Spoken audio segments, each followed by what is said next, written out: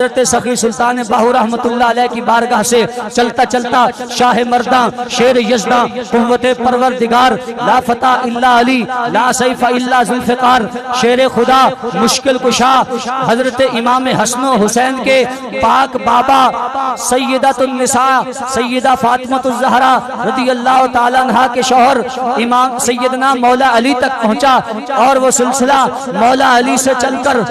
محبوب خدا شفیع مجرماں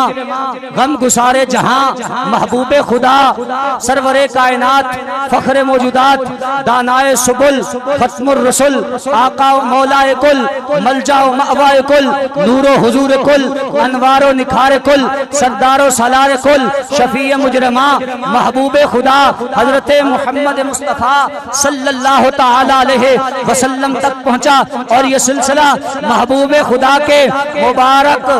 دامن سے وابستہ ہو کر بارگاہ خدا تک پہنچا۔ اور جب آپ اور ہمارا یہ تعلق اللہ کی بارگاہ سے مقبول ہو جاتا ہے، جب ہمارا تعلق اللہ کی بارگاہ سے جڑ جاتا ہے، جب ہمارا رشتہ اللہ کی بارگاہ سے جڑ جاتا ہے، ہمارا ظاہر اور باطن جب ہماری ایک ہو جاتا ہے، جب کاملین کی نگاہ سے ہمارے دلوں کو سکون پہنچتا ہے، تو اس میں اصل کردار ہمارے مرشد کا ہوا کرتا ہے،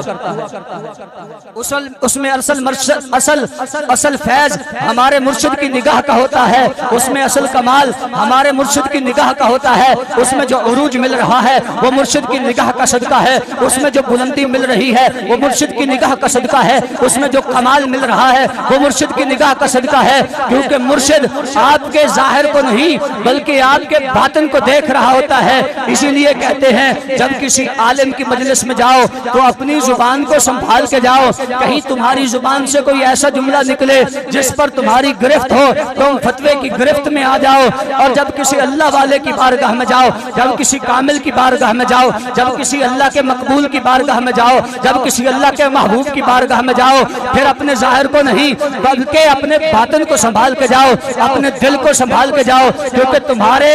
مرشد کی نگاہ تمہارے دل کے اوپر ہوتی ہے۔ مرشد تمہارے دل کو دیکھ کر دل کو پاک کر دیتا ہے، مرشد تمہارے ظاہر اور باطن کو پاک کر دیتا ہے۔